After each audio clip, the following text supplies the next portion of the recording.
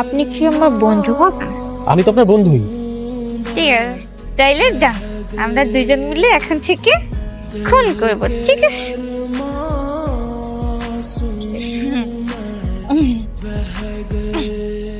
বসছেন? খুন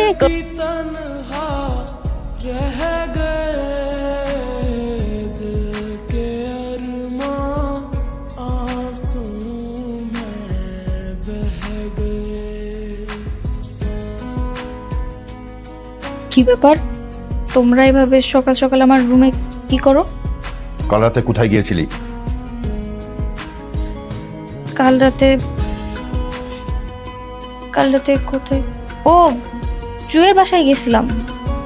ওখানে গিয়ে কি মদ খেয়েছিস? ছি মা, মদ খাবো কেন? তাহলে বলতো কাল রাতে তুই